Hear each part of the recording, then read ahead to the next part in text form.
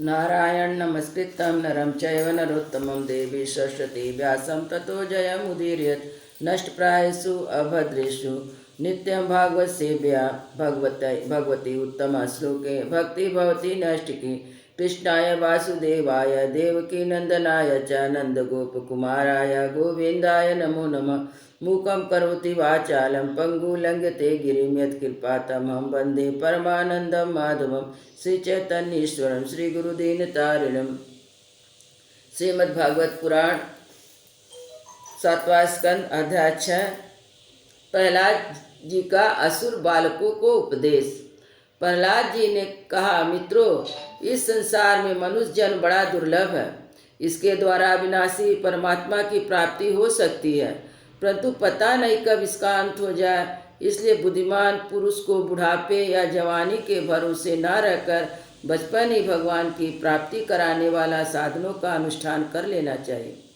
इस मनुष्य जन्म में श्री भगवान के चरणों की शरण लेना ही जीवन की एकमात्र सफलता है, क्योंकि भगवान समस्त प्राणियों के स्वामी, सुहृद, प्रियतम और आत्मा है। भाइयों, इंद्रियों से जो कुछ सुख भोगा जाता है वह तो जीव चाहे जिस योनि में रहे प्रारब्ध के अनुसार सर्वत्र वैसे ही मिलता रहता है, जैसे बिना किसी प्रकार का प्रयत्न किए निवारण करने पर भी दुख मिलता है। इसलिए सांसारिक सुख के उद्देश्य से प्रयत्न करने की कोई आवश्यकता नहीं है, क्योंकि स्वयं मिलने वाली वस्तु के लिए परिश्रम करना वायु और शक्ति का व्यर्थ गंवाना है। जो इसमें उलझ जाता है उन्हें भगवान के परम कल्याण स्वरूप चरण कमलों की प्राप्ति नहीं होती। हमारे सिर पर अनेक प्रकार के भय सवार रहते हैं, इसलिए यह शरीर जो भगवत प्राप्ति के लिए पर्याप्त है, जब तक रोग शोक आदि से ग्रस्त होकर मृत्यु के मुख में नहीं चला जाता, तभी तक बुद्धिमान पुरुष को अपने कल्याण के लिए प्रयत्न कर लेना चाहिए। मनुष्य की पूरी आयु तो 100 वर्ष की है। जिन्होंने अपनी इंद्रियों को बस में नहीं कर लिया है, उसकी आयु का आधा हिस्सा तो यूं ही बीत जाता है, क्योंकि ये रात में घोर तमोगुण अज्ञान से ग्रस्त होकर सोते रहते हैं। बचपन में उन्हें अपने हित अनहित का ज्ञान नहीं रहता। कुछ बड़ा होने पर कुमार अवस्था में खेल कूद में लग जाते हैं। इस प्रकार 20 वर्ष का तो पता ही नहीं चलता। जब बुढ़ापा शरीर को ग्रस्त लेता है, तब अंत के 20 वर्षों में कुछ करने धरने की शक्ति भी नहीं रह जाती।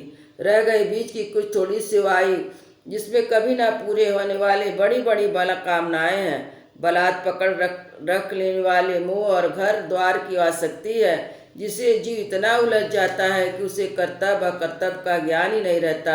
इस प्रकार बची कुची आयु भी हाथ से निकल जाती है।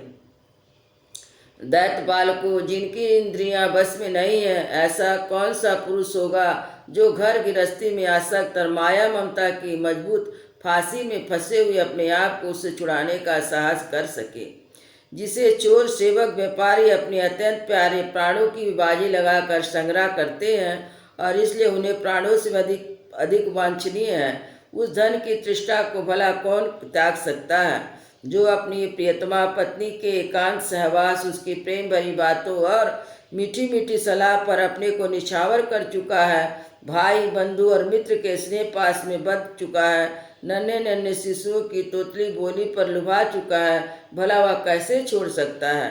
जो अपनी ससुराल गई हुई प्रिय पुत्रों, भाई बहनों और दीन अवस्था को प्राप्त माता पिता, बहुत सी सुंदर सुंदर बहुमूल्य सामग्रियों से सजे हुए घर, कुल परंपरागत जीविका के साधन, पशुओं तथा सेवकों के निरंतर स्मरण में रम गया है, वह भला कैसे छोड़ सकता है। जो जनेन्द्रिय रसेंद्रिय के सुख को सर्वस्व मान बैठा है, उसकी भोग वासनाएं कभी तृप्त नहीं होती। जो लोभ बस कर्म पर कर्म करता हुआ रेशम के कीड़े की तरह अपने को और भी कड़े बंधन में जकड़ता जा रहा है, जिसके मोह की कोई सीमा नहीं है, वह उनसे किस प्रकार विरक्त हो सकता है और कैसे उनका त्याग कर सकता है। यह मेरा कुटुंब है, इस भाव से उसमें इतना रम जाता है कि उसी के पालन पोषण के लिए अपनी अमूल्य आयु को गंवा देता है। उसे यह भी नहीं जान पड़ता है कि मेरे जीवन का वास्तविक उद्देश्य नष्ट हो रहा है। भला इस प्रमाद की कोई सीमा है। यदि इस कामों में कुछ सुख मिल भी जाए तो एक बात है, परंतु यहाँ तो जहाँ जहाँ वह जाता है वहीं वहीं दैविक और भौतिक ताप उसके हृदय को जलाते ही रहते हैं, फिर भी वैराग का उदय नहीं होता। कितनी विडंबना है। कुटुंब की ममता के फेर में पड़कर इतना असावधान हो जाता है कि उसका मन धन के चिंतन में सदा इसका लवलीन रहता है। वह दूसरों के धन चुराने के लिए लौकिक पारलौकिक दोषों को जानता हुआ भी कामनाओं के बस में ना कर सकने के कारण इंद्रियों को भोग की लालसा से चोरी कर ही बैठता है। भाइयों, जो इस प्रकार अपने कुटुंबियों के पेट पालने में लगा रहता है, कभी भगवत भजन नहीं कर सकता। वह विद्वान हो तो भी उसे परमात्मा की प्राप्ति नहीं हो सकती, क्योंकि अपने पराय का भेदभाव करने के कारण उसे अपने अज्ञानियों के समान ही तम प्रधान गति प्राप्त होती है। जो कामनियों के मनोरंजन का समान उनकी कीड़ा मृग बन रहा है, जिसने अपने पैरों से संतान की बेड़ी जकड़ ली है, बेचारा गरीब चाहे कुछ भी हो, कहीं भी हो, किसी भी प्रकार अपना उद्धार नहीं कर सकता। इसलिए भाइयों, तुम लोग विषय आसक्त दैत्यों का संग दूर से ही छोड़ दो और आदिदेव भगवान नारायण की शरण ग्रहण करो, क्योंकि जिन्होंने संसार की आसक्ति छोड़ दी है, उन महात्माओं को वे ही परम प्रिय परम गति है। मित्रों, भगवान को प्रसन्न करने के लिए बहुत परिश्रम या प्रयत्न नहीं करना पड़ता, क्योंकि समस्त प्राणियों की आत्मा है, सर्वस्व की सत्ता के रूप में स्वयं सिद्ध वस्तु है। ब्रह्मा से लेकर तिनके तक छोटे बड़े समस्त प्राणियों में, पंचभूतों से बनी हुई वस्तुओं में, पंचभूतों में, सूक्ष्म तंत्र मात्राओं में, महत्तत्व में, तीन गुणों में, गुणों की सम व्यवस्था प्रकृति एक ही अविनाशी परमात्मा विराजमान है।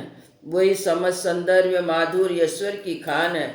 वे ही अंतर्यामी दृष्टा के रूप में, वे ही दृष्ट जगत के रूप में भी सर्वदा अनवार्चनीय तथा विकल्प रहित होने पर भी दृष्टा दृष्ट और व्यापक के रूप में उनका निर्वचन किया जाता है। वस्तु उनमें एक ही विकल्प नहीं है। वे केवल अनुभव स्वरूप आनंद स्वरूप एकमात्र परमेश्वर ही है। गुणमय सृष्टि करने वाली माया के द्वारा उनका ऐश्वर्य छिप रहा है, इसके निर्भीत होते उनके दर्शन हो जाते हैं।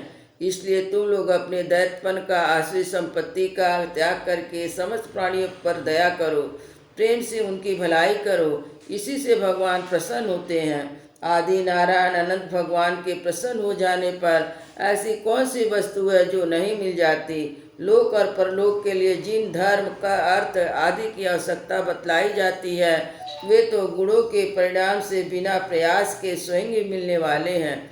जब हम श्री भगवान के चरणामृत का सेवन करने और उनके नाम गुणों का कीर्तन करने में लग जाते हैं, तब हमें मोक्ष की भी क्या आवश्यकता है।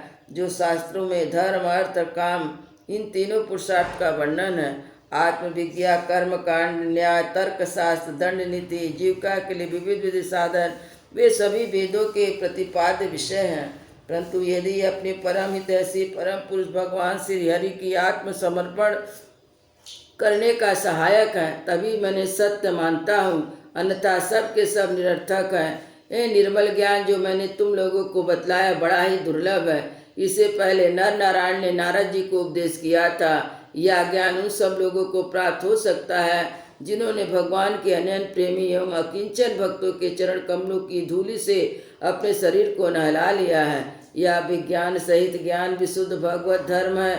इसे मैंने भगवान का दर्शन कराने वाले देवर्षि नारद जी के मुख से पहले सुना था।